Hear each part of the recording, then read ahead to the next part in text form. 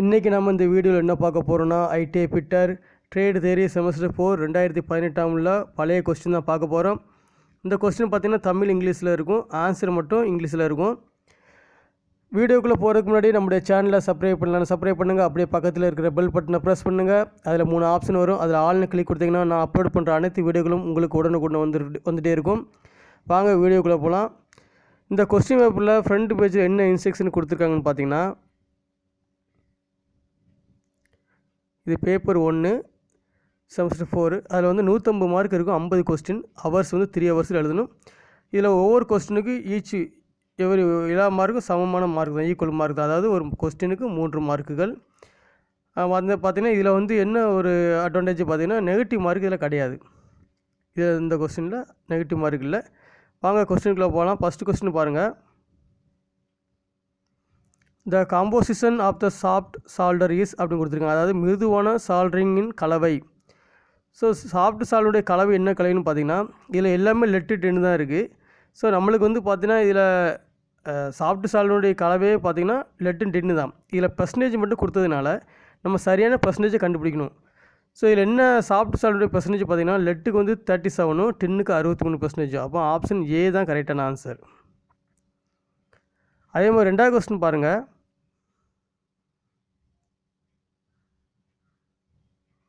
The filler metal used in brazing has melting point of above அப்படின்னு கொடுத்துருக்காங்க. அதாவது பிரேசிங்கில் பயன்படுத்தப்படும் பில்லர் மெட்டலின் உருகுநிலையை அதிகம் கொண்டுள்ளது அப்படின்னு கொடுத்துருக்காங்க. அதாவது ஸோ ஒரு பில்லர் மெட்டல் எந்த உருகுநிலையில் வந்து மெல்ட் ஆகுது, உருகுது, எந்த டெம்பரேச்சரில் உருகுதுன்னு கேட்டிருக்காங்க கொஸ்டின். அதாவது பார்த்திங்கன்னா புக்கில் என்ன இருக்குன்னு பார்த்தீங்கன்னா, 450 டிகிரி செல்சியஸ் அபோவ் அப்படிங்கிறது, அபோவ் 450 செல்சியஸ் இருக்கும்.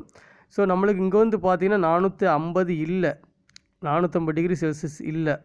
ஸோ அது நியரஸ்ட்டாக என்ன இருக்குது, 420 இருக்குது. ஸோ அதனால் நம்ம ஆன்சர் 420 எடுத்துக்கிட்டோம். ஆப்ஷன் சி தான் கரெக்டான ஆன்சர். மூன்றாவது கொஸ்டின் பாருங்கள்.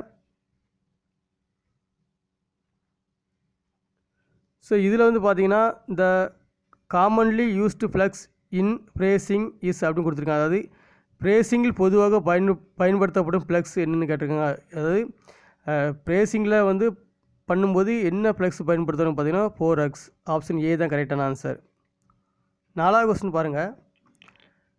High viscosity index indicate relatively dash changes in viscosity of the oil with the temperature அப்படின்னு கேட்டிருக்காங்க. அது அதிக பாகுத்தன்மை குறியீடு ஒப்பீட்டளவில் குறிக்கிறது டேஸ் வெப்பநிலையுடன் எண்ணெயின் பாகுநிலையில் ஏற்படும் மாற்றம். அதாவது எண்ணெயில் வந்து அதனுடைய பாகுநிலை எப்படி இருக்கும் அப்படின்னு பார்த்தீங்கன்னா கம்மியாக இருக்கும். இந்த கொஸ்டினுக்கு ஆன்சர் வந்து பி ஸ்மாலர். ஆப்ஷன் பி தான் கரெக்டான ஆன்சர். அஞ்சாவது கொஸ்டின் பாருங்கள்.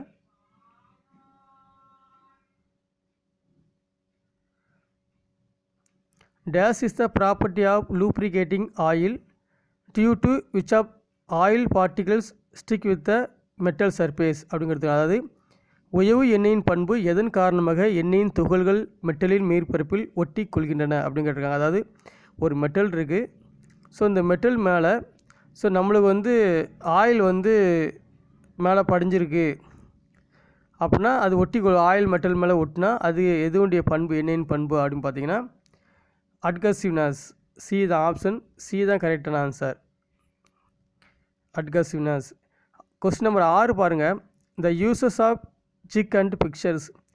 ஜிக்கு மற்றும் பிக்சர்களின் பயன்கள் என்னென்னு பார்த்தீங்கன்னா, ஸோ நம்ம குறைவான நாலேஜ் இருந்தாலே அது பயன்படுத்தலாம்.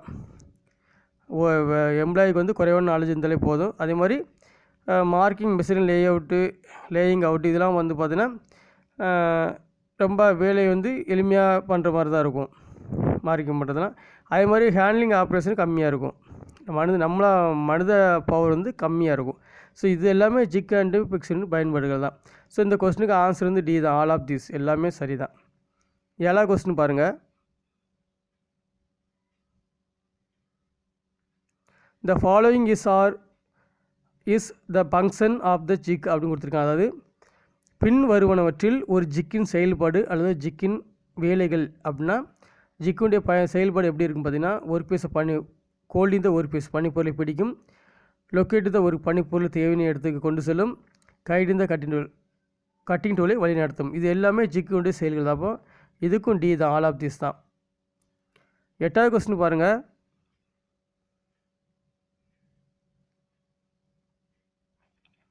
எட்டாவது கொஸ்டினில் பிக்சர்ஸ் ஆர் யூஸ்டுன்னு கொடுத்துருக்காங்க. அதாவது பிக்சர்கள் பயன்படுத்தப்படுவது, பிக்சர்ஸ் வந்து எங்கெல்லாம் பயன்படுத்துகிறாங்கன்னு பார்த்தீங்கன்னா மில்லிங் மிஷினில் பயன்படுத்துகிறாங்க, ஷேப்பிங் மிஷின்லையும் பயன்படுத்துகிறாங்க, டர்னிங் மிஷின்லையும் பயன்படுத்துகிறாங்க. அதே மாதிரி வெல்டிங் மிஷின் நிறைய மிஷினில் வந்து பிக்சர் பயன்படுத்துகிறாங்க. அப்போ இது ஆல் ஆஃப் திஸ், இதுவும் டி தான், எல்லாம் சரி தான். 9வது கொஸ்டின் பாருங்கள்.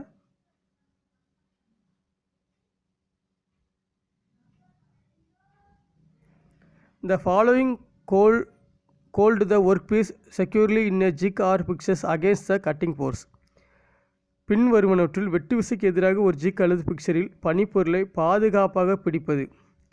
அதாவது வெட்டு விசைனா நம்ம எப்படின்னா ஒரு பொருளை வந்து நம்ம கறிக்கடையில் வந்து சிக்கன் வெட்டுறோன்னு வச்சுக்கலாம். சிக்கன் வெட்டுறதுக்கு வந்து அதோடைய எதிர் விசை என்னது, அந்த உட்டு தான்.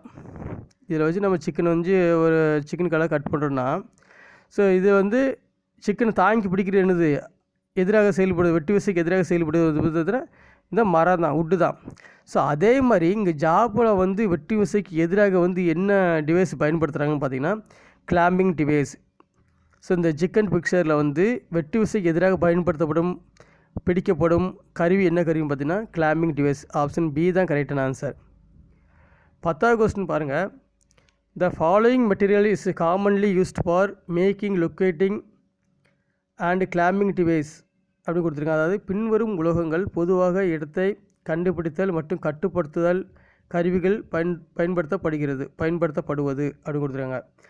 அதாவது எந்த உலோகம் வந்து இடத்தை கண்டுபிடித்தல் மற்றும் கட்டுப்படுத்தல் கருவிகளில் பயன்படுத்தப்படுகிறது அப்படி பார்த்திங்கன்னா என்ன உலோகம்னா அது வந்து இந்த கிளாம்பிங் டிவைஸ் அல்லது மேக்கிங் லொக்கேட்டிங் வந்தாலே அது என்ன உலோகம்னு பார்த்தீங்கன்னா கை கார்பன் ஸ்டீல் தான். ஆப்ஷன் ஏ தான் கரெக்டான ஆன்சர். 11வது கொஸ்டின் பாருங்கள்.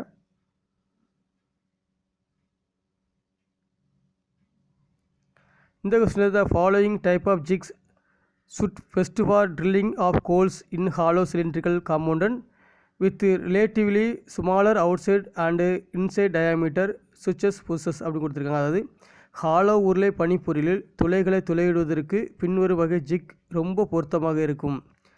புஷ்ஷின் வெளிவிட்டம் மற்றும் உள்விட்டம் ஒப்பீட்டளவில் சிறிதாக இருக்கும். அதாவது அவன் 2 ஆப்ஷன் கொடுத்துட்டாங்க. அதாவது ஹாலோ உருளையான ஜாப்பில் வந்து துளையிடுவதற்கு ரொம்ப பொருத்தமாக இருக்குமா. 2வது வந்து அதோட புஷ்ஷின் வந்து வெளிவிட்டமும் உள்விட்டமும் சிறிதாக இருக்குமா. அப்போ அது என்ன ஜிக்குன்னு கேட்காங்க. அவன் 2 ஜிக் கொடுத்துட்டாங்க. அதாவது ஹாலோ சிலிண்டர்னு என்னென்னா நடுவில் ஹோல்ஸ் இருக்கும், அது வால் திக்னஸ் இருக்கும். இதுதான் ஹாலோ சிலிண்டர்.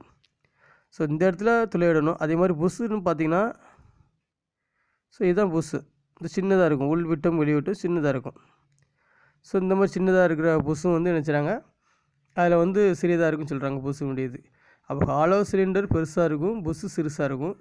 ஹாலோ சிலிண்டரில் வந்து நம்ம அந்த மாதிரி ஜாப்பில் வந்து துளையிடுதாங்க. அப்போ இது என்ன ஜிக்குன்னு பார்த்தீங்கன்னா பாட்டு டைப் ஜிக்கு. பி தான் ஆன்சர் 11வது கொஸ்டினுக்கு. 12வது கொஸ்டின் பாருங்கள். The following type of jig is used to drill a series of equidistant hole along a circle அப்படி கொடுத்துருக்காங்க. அதாவது ஒரு வட்டமான தொடர்ச்சியான சமமான துளையிட பின்னொரு வகை ஜிக் படுகிறது. அப்போ ஒரு துளை வந்து சமமாக துளை விட்டுட்டே இருக்குது. அப்போ பார்த்தீங்கன்னா ஒரு சர்க்கிள் இருக்குன்னு வச்சுங்களேன். ஒரு சர்க்கிள் இருக்குது. இந்த சர்க்கிளில் நம்ம இந்த இடத்துல துளை விடுதுன்னு வச்சுக்கலாம். இந்த இடத்துல துளை விட்ட பிறகு அதுக்கப்புறம் கொஞ்சம் தூரம் இந்த இடத்துல துளை விடுதோம். அதுக்கப்புறம் இது வந்து ஒரு 10 mm இருக்குன்னு வச்சுங்களேன். அதுக்கப்புறம் 10 mm கழிச்சு இந்த இடத்துல துளை விடுதோம். அதுக்கப்புறம் 10 mm கழிச்சு இந்த இடத்துல துளை விடுதோம். அப்புறம் 10 mm கழிச்சு இந்த மாதிரி ஈவனாக சமமான சீரியஸில் துளை விடணும் அப்படின்னு பார்த்தீங்கன்னா அது என்ன ஜிக்கு பயன்படுத்தப்படுகிறது பார்த்தீங்கன்னா இண்டெக்ஸ் ஜிக்கு தான். இண்டெக்ஸ் ஜிக்கு தான் பயன்படுது. ஆப்ஷன் ஏ தான் கரெக்டான ஆன்சர். 13வது கொஸ்டின் பாருங்கள். 13வது கொஸ்டினில் the jigs and fixtures can be constructed through அப்படின்னு கொடுத்துருக்காங்க. அதாவது ஜிக்ஸு மற்றும் பிக்சர்கள் எதின் மூலம் கட்டப்படலாம், அதாவது எதின் மூலம் அமைக்கப்படலாம். கன்ஸ்ட்ரக்ஷனாக ஒரு கட்டுமானம் பணின்னு சொல்கிறோம், அதுதான் கன்ஸ்ட்ரக்டர். அப்போ ஜிக் அண்ட் பிக்சர் எப்படி கட்டுறாங்க அப்படி பார்த்தீங்கன்னா இது எல்லாமே சேர்ந்து தான். காஸ்டிங், ஃபேப்ரிகேட்டிங் அண்டு வெல்டிங் இதெல்லாம் வச்சு தான் நம்ம ஜிக் அண்ட் பிக்ஸ் வந்து உருவாக்குறாங்க. அப்போ ஆல் ஆஃப் தீஸ் தான். ஆப்ஷன் டி தான் கரெக்டான ஆன்சர். 14வது கொஸ்டின் பாருங்கள்.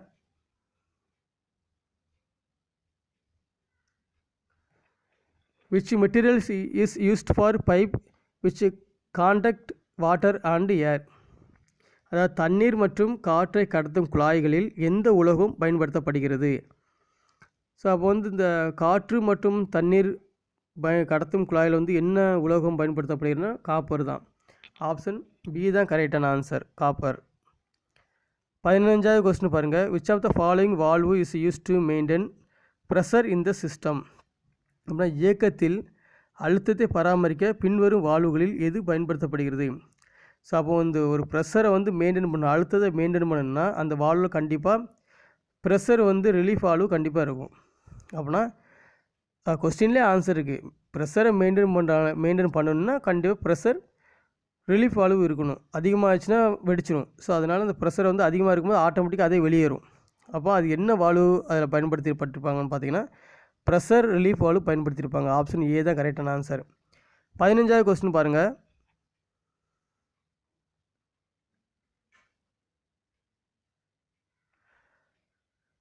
ஸோ இதில் வந்து dash is the property of lubricating oil due to which the oil retain a thin film between the two surface அப்படின்னு கொடுத்துருக்காங்க. அதாவது டேஷ் ஒரு உயவு எண்ணெயின் பண்பு எதன் காரணமாக எண்ணெய் இரண்டு மேற்பரப்புகளுக்கு இடையில் ஒரு மெல்லிய படலத்தை தக்க வைத்துக் கொள்கிறது.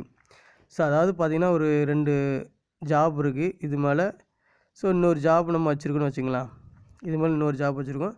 ஸோ இந்த ஜாப்பு ரோஸ்கிற இடம் உராய்வு கொண்டே இருக்கிறதுனால இல்லை ஆயில் விட்டுருப்பாங்க தேய்மானம் அடையக்கூடாதுன்னு சொல்லி. ஸோ இந்த ஆயில் வந்து இந்த படலமாக அப்படியே இருக்கும். ஸோ இந்த படலம் அப்படியே இருக்குக்கு அந்த ஆயிலுடைய விஸ்காசிட்டி, அதாவது எண்ணெயின் பண்பு என்னென்னு கேட்காங்க. ஆயிலுடைய பண்பு என்ன அப்படின்னு பார்த்தீங்கன்னா ஃபிலிம் ஸ்ட்ரென்த்து. அது மெல்லிய படலம் மாதிரி தெரியுது பார்த்தீங்களா, கண்ணாடி மாதிரி. அப்படி கண்ணாடி மாதிரி தெரிஞ்சாலும் அது ஃபிலிம் ஸ்ட்ரென்த்து தான். ஆப்ஷன் பி தான் கரெக்டான ஆன்சர், ஃபிலிம் ஸ்ட்ரென்த்து. அடுத்த 17வது கொஸ்டின் பாருங்கள். Maintenance consist of the following action அப்படின்னு கொடுத்துருங்க. அதாவது பராமரிப்பு பின்வரும் செயலை கொண்டுள்ளது. பராமரிப்பு என்னென்ன செயலெல்லாம் கொண்டுள்ளது பார்த்தீங்கன்னா ரீப்ளேஸ்மெண்ட் ஆஃப் காம்போனன்ட் கரெக்ட் தான், repair of component, service of இந்த 3மே பராமரிப்பு செயலை தான் குறிக்குது. அப்போ ஆல் ஆஃப் திஸ் தான். ஆப்ஷன் டி தான் கரெக்டான ஆன்சர். 18வது கொஸ்டின் பாருங்கள்.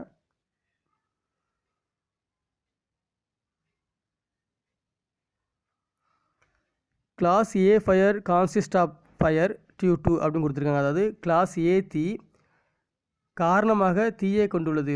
அதாவது கிளாஸ் ஏ தீ வந்து எந்த உலோகத்தில் எரியக்கூடியது அப்படின்னு கேட்காங்க.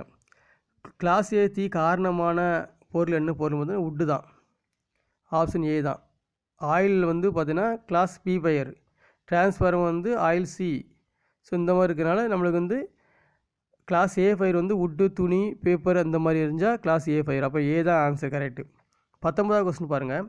Water is use to extinguish. இப்போ வாட்டர் இஸ் யூஸ் டு எக்ஸ்டிங்யூஸ்னால் அணைப்பதற்கு தண்ணீர் பயன்படுத்தப்படுகிறது. எதை அணைப்பதற்கு தண்ணீர் பயன்படுத்தப்படுகிறது?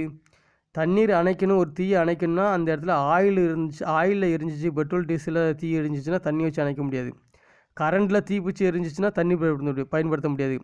அப்போ தண்ணீர் எதில் பயன்படுத்துவாங்க பார்த்தீங்கன்னா உட்டு, பேப்பர், துணி இந்த மாதிரி தான் எரிஞ்சிச்சுன்னா தண்ணி வச்சு அணைப்பாங்க. அப்போ அது கிளாஸ் ஏ ஃபயருக்குரிய ஆப்ஷன் தான். அப்போ ஏ ஃபயரில் மட்டும்தான் தண்ணி ஊற்றி அணைக்கலாம். ஆப்ஷன் ஏ தான் கரெக்டான ஆன்சர். 20வது கொஸ்டின் பாருங்கள்.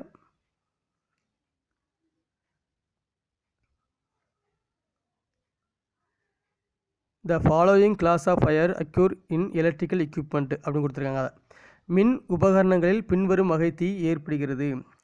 ஸோ எலக்ட்ரிக்கல் எக்யூப்மெண்ட்டில் வந்து ஏற்படுற தீ வந்து என்ன தீ பார்த்தீங்கன்னா கிளாஸ் சி ஃபயர் தான். அப்போ ஆப்ஷன் சி தான் ஆன்சர், கிளாஸ் சி ஃபயர். 21வது கொஸ்டின் பாருங்கள். The following extinguisher is suitable for cotton or other textile fire அப்படின்னு கொடுத்துருக்காங்க. அதாவது பின்வரும் அணைப்பான் பருத்தி அல்லது பிற ஜவுளி தீவுக்கு ஏற்றது. அப்போ ஜவுளி கடையில் என்னென்ன தீ எரியும்னா ஜவுளிக்கு துணி மட்டும்தான் எரியும். அப்போ அந்த இடத்துல என்ன அணைப்பான் எக்ஸ்டிங்யூசர் பயன்படுத்தியிருப்பாங்க பார்த்தீங்கன்னா ட்ரை கெமிக்கல். டி தான் answer, option D correct answer, dry chemical தான் பயன்படுத்தியிருப்பாங்க. அடுத்த 22வது கொஸ்டின் பாருங்கள்.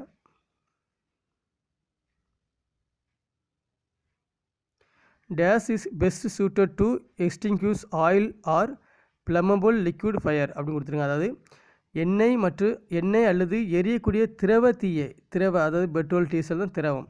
திரவ தீயை அணைக்க மிகவும் ஏற்றது. அப்படின்னா திரவத்தில் பெட்ரோல் டீசல் அந்த மாதிரி இடத்துல தீ எரிஞ்சிச்சு அப்படின்னு பார்த்தீங்கன்னா நம்ம ஃபார்ம் தான் பயன்படுத்துவோம்.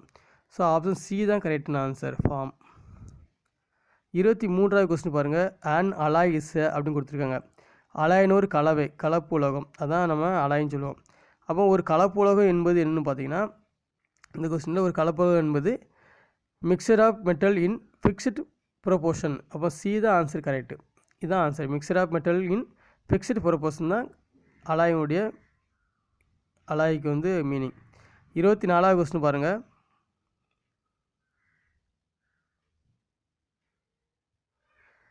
France is and alloy of அப்படின்னு கொடுத்துருக்காங்க. பிரான்ஸ்னால் துத்தநாகம்,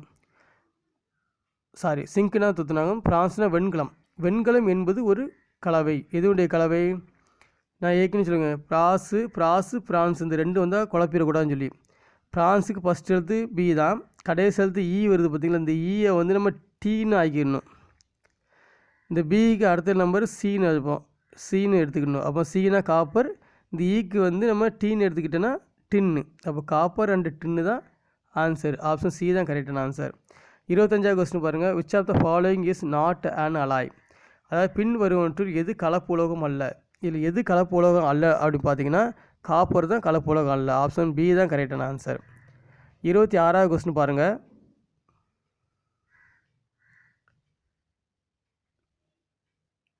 இதில் டூரலமீன் இஸ் அன் அலாய் ஆஃப் அப்படின்னு கொடுத்துருக்காங்க. அதாவது டூரலமீன் என்பது ஒரு கலப்பு உலோகம்.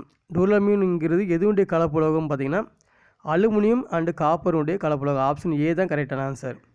27வது கொஸ்டின் பாருங்கள்.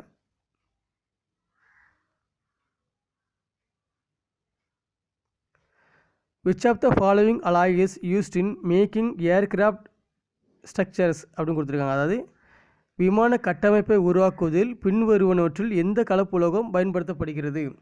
ஸோ விமான தொழிற்சாலை வந்து என்ன உலோகம் பயன்படுத்தியிருப்பாங்க அப்படின்னு பார்த்தீங்கன்னா கண்டிப்பாக விமான தொழிற்சாலைன்னு இந்த கட்டமைப்பு வந்தாலே டூரலமீன் தான். ஆப்ஷன் ஏ தான் கரெக்டான ஆன்சர். 28வது கொஸ்டின் பாருங்கள். Which of the following method is adopted for preventing corrosion by acid? அமிலங்களால் அரிப்பை தடுக்க எந்த பின்வரும் முறை ஏற்றுக்கொள்ளப்பட்டது? இப்போ ஆசிடால் ஒரு பொருள் வந்து அரிப்பு ஏற்படுகிறதுனா அதை தடுக்கக்கு நம்ம என்ன மெத்தடு பின்பற்றுறோம் அப்படின்னு பார்த்தீங்கன்னா நியூட்ரலைசேஷன் வித் லைம், அதாவது சுண்ணாம்பூட நடுநிலைப்படுத்துதல். ஸோ இதான் ஆப்ஷன் சி தான் கரெக்டான ஆன்சர், நியூட்ரலைசேஷன் வித் லைம். 29வது கொஸ்டின் பாருங்கள்.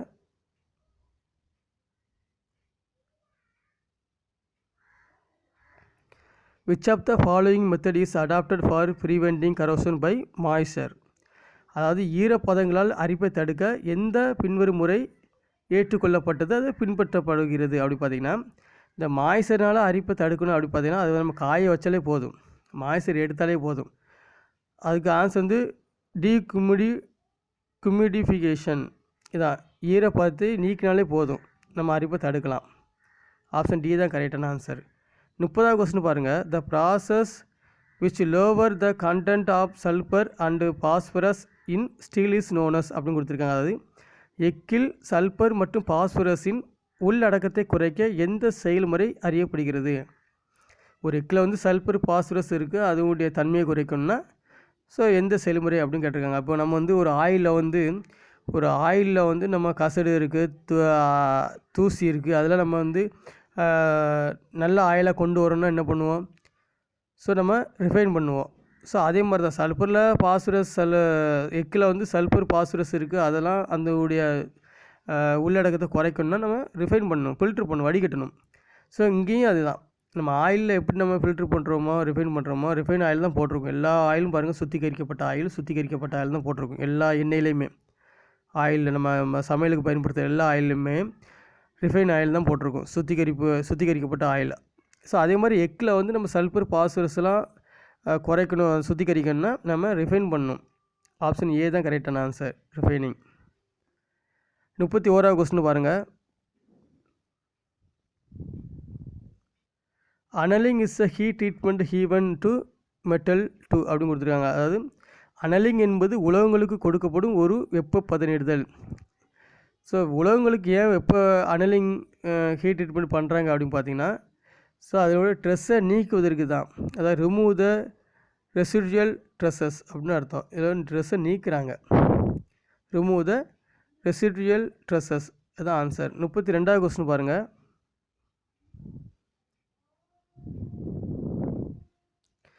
Magnesium is used in high resistivity electrolyte due to its அப்படின்னு கொடுத்துருக்காங்க. அது மெக்னீசியம் இதன் காரணமாக மின்பகு பொருளில் அதிக எதிர்ப்பில் பயன்படுத்தப்படுவது.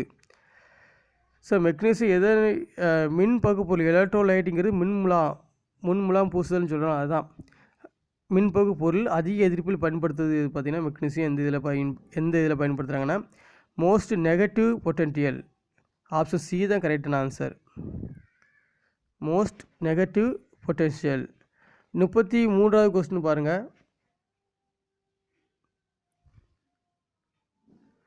Groaning of the pulley is done to அப்படின்னு கொடுத்துருக்காங்க. அதாவது ஒரு கப்பியுடைய குரோனின் செயல்.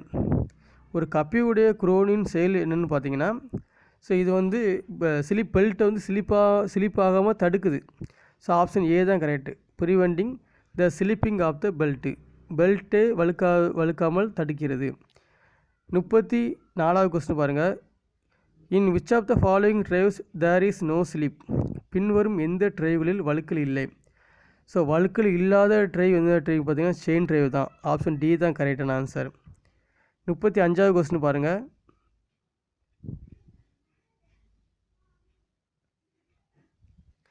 த angle of contact for cross belt drive is given by அப்படின்னு கொடுத்துருக்காங்க. கிராஸ்ஃபெல்ட் ட்ரைவுக்கான தொடும் கோணம் கொடுக்கப்படுவது எதுனா அது ஃபார்முலா. அதாவது நம்ம ஒரு புள்ளி இருக்குது, அதில் பெல்ட்டு இருக்குது. ஸோ இந்த பெல்ட்டை தொடக்கூடிய பகுதி இதுதான். இந்த பகுதி தான் இதுதான் தொடுகோணம். ஸோ இந்த தொடுகோணம் கொடுக்கப்படுவது எதை வச்சு கொடுக்காங்கன்னா 118 + 2a. ஸோ இதுதான் 118 + 2 ஆல்ஃபா. ஆப்ஷன் வந்து பார்த்திங்கன்னா இதுக்கு ஆன்சர் பி தான் கரெக்டான ஆன்சர். 36வது கொஸ்டின் பாருங்கள். அதில் கொஞ்சம் மறைக்குது, அதனால் மேலே தூக்கிடலாம். 36வது கொஸ்டின். 35வது கொஸ்டினில் நம்மளுக்கு வந்து கீழே வந்து இவ்வளோ விஷயம் கொடுத்துருக்காங்க. அதாவது என்னெல்லாம் கொடுத்துருக்காங்கன்னா 35வது கொஸ்டினில் ஸோ இங்கே என்ன கொடுத்துருக்காங்க பாருங்கள். R1 sin ஆல்ஃபானா என்னென்னு கொடுத்துருக்காங்க. R1 + R2/x. R1க்கு என்ன வேல்யூ கொடுத்துருக்காங்க, ரெடியூஸ் த லார்ஜர் புள்ளியும், R2க்கு வந்து என்ன செஞ்சுருக்காங்க, ஸ்மாலர் புள்ளியும். எக்ஸுங்கிறது என்னது, இதில் distance between the centre of the 2 புள்ளி. இந்த இதெல்லாம் கொடுத்தாங்கன்னா இதுக்கு என்ன ஃபார்முலா பார்த்தீங்கன்னா 180 + 2a. இதான் இந்த ஃபார்முலா நம்ம இது பண்ணணும். இந்த மூணுக்கும் R1 R2 x sin alpha அந்த மாதிரி கொடுத்துருந்தாங்கன்னா. 36வது கொஸ்டின் பாருங்கள். இதுலேயும் நம்மளுக்கு அந்த இது கொடுத்துருக்காங்க. என்ன கொடுத்துருக்காங்க பார்த்தீங்கன்னா கீழே வந்து where T1 tension of tight side, T2 tension of slack side, V வந்து லீனியர் வெலாசிட்டி, Wங்கிறது ஆங்குலர் வெலாசிட்டி இப்படி கொடுத்துருக்காங்க. ஸோ இதை கொஸ்டின் பாருங்கள். The power transmitted by a belt drive is given by அப்படின்னு கொடுத்துருக்காங்க. ஒரு பெல்ட் ட்ரைவால் சக்தியை கடத்துவதற்கு கொடுக்கப்படுவது என்ன ஃபார்முலா அப்படின்னு பார்த்தீங்கன்னா T1 - T2 மல்டிப்ளை இல்லை இன்ட்ரு V. ஆப்ஷன் ஏ தான் கரெக்டான ஆன்சர். 37வது கொஸ்டின் பாருங்கள். Economy is material handling can be achieved by அப்படின்னு கொடுத்துருக்காங்க.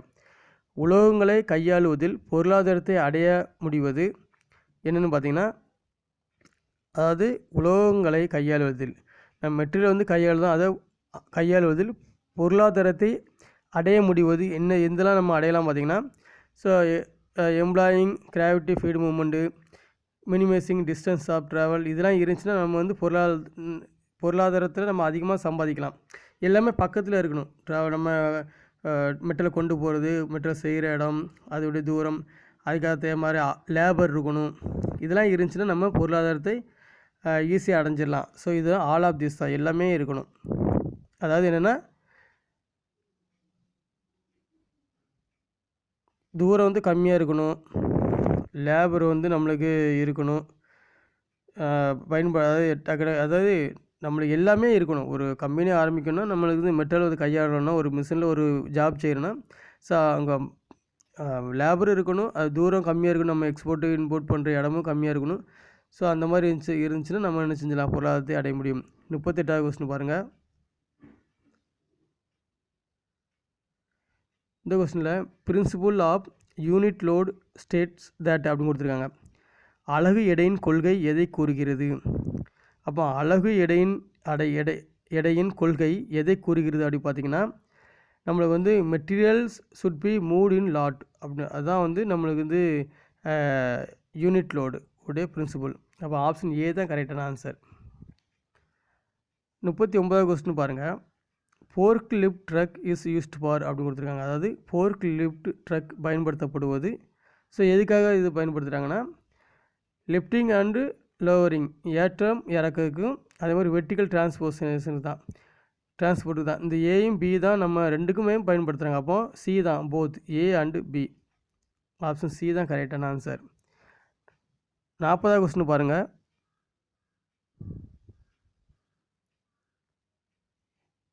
இந்த கொஸ்டினில் rake bolt is a type of அப்படின்னு கொடுத்துருக்காங்க. அதாவது ரேக் போல்ட் என்பது ஒரு வகை. ஸோ இதில் ரேக் போல்ட்டுங்கிறது எந்த வகையை சேர்ந்தது பார்த்தீங்கன்னா, ஃபவுண்டேஷன் போல்ட்டு தான் நம்ம ரேக் போல்ட்டு சொல்லுவோம். ஆப்ஷன் பி தான் கரெக்டான ஆன்சர். 41வது கொஸ்டின் பாருங்கள். லூப்ரிகேட்டிங் ஆயில் அப்படின்னு கொடுத்துருக்காங்க. அதாவது உயவு லூப்ரிகேட்டிங் ஆயிலுங்கிறது உயவு எண்ணெய் என்பது. உயவு எண்ணெய் தான் நம்ம லூப்ரிகேட்டிங் ஆயில்னு சொல்லுவோம். அப்போ உயவு என்பது பார்த்திங்கன்னா வேறு மூவிங் பார்ட்ஸ், அது மூவிங் பார்ட்ஸ் வந்து தேய்மானத்தை குறைக்குது, அது மாதிரி கூல்படுத்துது, அதே மாதிரி நினச்சது வாசஸ் அதாவது தூசியாக இருந்தால் அந்த ஆயில் மூலமாக நினச்சி நகரும் பாடத்தில் க்ளீன் பண்ணிடுது. இது எல்லாமே உயவியினுடைய இது தான். அப்போ ஆல் ஆஃப் தீஸ் தான், டி தான் கரெக்டான ஆன்சர். 42வது கொஸ்டின் பாருங்கள்.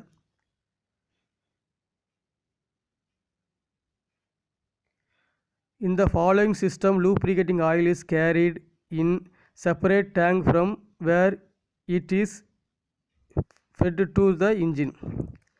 பின்வரும் அமைப்பில் உயவு எண்ணெய் தனித்தனி தொட்டிகளில் கொண்டு செல்லப்படுகிறது.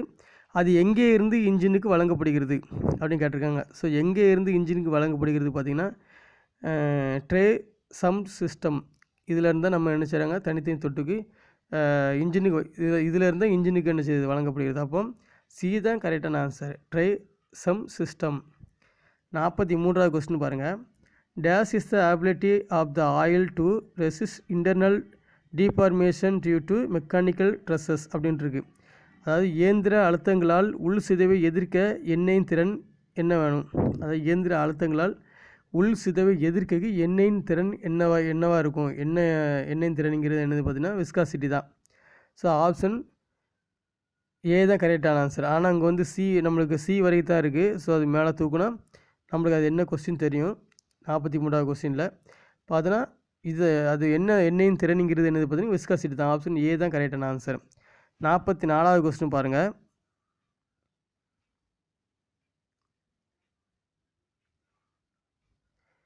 Which gear arrangement is used to change the circular motion of horizontal to vertical without change in the speed ratio அப்படின்னு கொடுத்துருக்காங்க. வேக விகிதத்தில் மாற்றம் இல்லாமல் கிடைமட்டத்தின் சுழலும் இயக்கத்தை செங்குத்தாக மாற்ற எந்த கியர் அமைப்பு பயன்படுத்தப்படுகிறது? அதாவது பார்த்திங்கன்னா அவங்க என்ன சொல்கிறாங்கன்னா, கிடைமட்டமாக அதாவது செங்குத்தாக சுழல வைக்கணும். செங்குத்தான இப்படி சுழல வைக்கணும். அப்போ கிடைமட்டமாக இப்படி சுற்றணும். நம்ம மெரினா பீச்சில் சுற்றுறாங்களே ஒரு ராட்டினம் சுற்றுறாங்க, புள்ளையெல்லாம் இங்கெல்லாம் ஆடுது, புள்ளையெல்லாம் சுற்றுது. அந்த கைப்பிடி எப்படி இருக்கும் பார்த்திங்கன்னா இப்படி இருக்கும். இந்த கைப்பிடி பிடிச்சி இங்கே சுற்றுவாங்க, இந்த மாதிரி சுற்றுவாங்க. கிடைமட்டத்தில் என்ன செய்வாங்க, அப்படியே கை மேலே இங்கேயும் போயிட்டே இருக்கிற ரவுண்டாக. ஸோ இந்த ராட்டுக்கு இப்படி சுற்றும். ஸோ இந்த மாதிரி நம்ம வந்து சுற்றினா இது 2 ஆக்ஷன். இப்படி சுற்றினா இப்படி சுற்றலாம். அதாவது இந்த மாதிரி பொருளை இந்த மாதிரி சுற்ற வைக்கணும், செங்குத்தாக மாற்றணும். ஸோ இப்படி சுற்றினா பொருள் இப்படி போகணும். ஸோ இந்த மாதிரி இதுனா அதாங்க கிடைமட்டம் மற்றும் வெர்டிகல் இந்த மாதிரி சுற்றினால அது வந்து கியர் அமைப்பு தாங்க. என்ன கியர் பார்த்தீங்கன்னா பெவலி கியர், 2 பெவலி கியர். ஆப்ஷன் சி தாங்க கரெக்டான ஆன்சர். 45வது கொஸ்டின் பாருங்கள். Systematic approach for maintenance is அப்படின்னு கொடுத்துருக்காங்க. அதாவது பராமரிப்புக்கான ஒரு முறையான அணுகுமுறை அதாவது பராமரிப்புக்கான ஒரு முறையான அணுகுமுறை ஸ்டெப் பை ஸ்டெப் என்ன இருக்குன்னா, ஃபஸ்ட்டு ப்ராப்ளம், அதுக்கப்புறம் காசஸ், அப்புறம் டயக்னோசிஸ், அப்புறம் ரெக்டிஃபிகேஷன். ஸோ இந்த லைன் படி தான் அணுகுமுறை இருக்கணும். அப்போ ஆப்ஷன் ஏ தான் கரெக்டான ஆன்சர். 46வது கொஸ்டின் பாருங்கள்.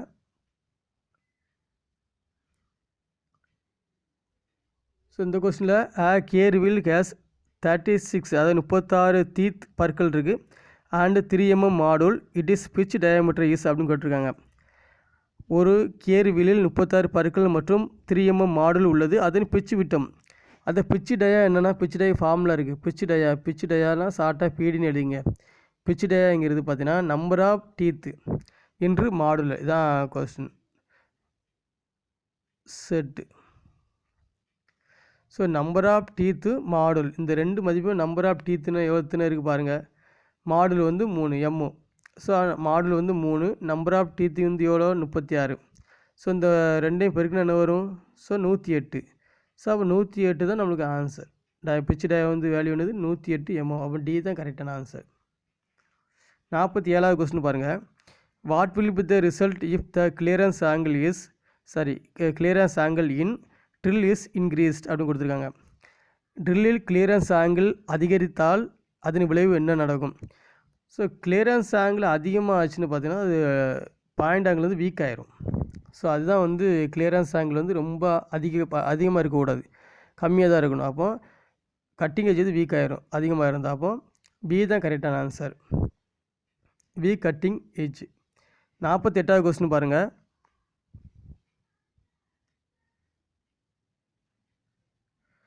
The main purpose of using worm and worm wheel drive in machines and their accessories is to அப்படின்னு கொடுத்துருக்காங்க. மெஷின் மற்றும் அவற்றின் உபகரணங்களில் வாம் மற்றும் வாம் வீலின் இயக்கிகளை பயன்படுத்தின முக்கிய நோக்கம். எதுக்காக ஒரு உபகரணம், ஒரு மிஷினில் வந்து வாம் அண்ட் வாம் வீல் பயன்படுத்துகிறாங்க, அதனுடைய முக்கிய நோக்கம் என்ன அப்படி பார்த்தீங்கன்னா, ஸோ லார்ஜ் ஸ்பீட் ரிடக்ஷன், அதாவது ஸ்பீடை வந்து ரொம்ப லோவாகிக்கிறோம், கம்மி பண்ணும். நம்ம 10 தடவை சுற்றினா ஒரு தடவை சுற்றும். ஸோ கம்மி பண்ணி சுற்றுறது தான் இந்த large speed reduction. Option B தான் கரெக்டான ஆன்சர். அதாவது provide large speed reduction from worms up to worm wheel. 49வது கொஸ்டின் பாருங்கள்.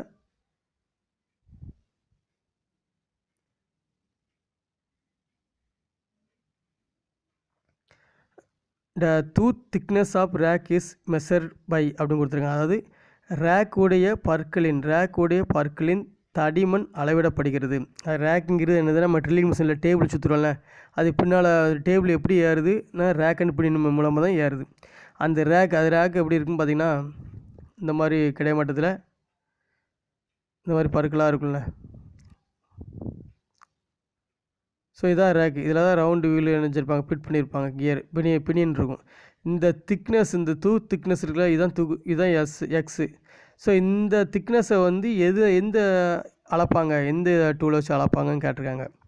அப்போ எதனால இந்த டூத்துடைய திக்னஸ் அளப்பாங்கன்னு பார்த்தீங்கன்னா, gear tooth vernier caliper. Option B தான் கரெக்டான answer, gear tooth vernier caliper. Last question பாருங்கள், 50வது கொஸ்டின் பாருங்கள்.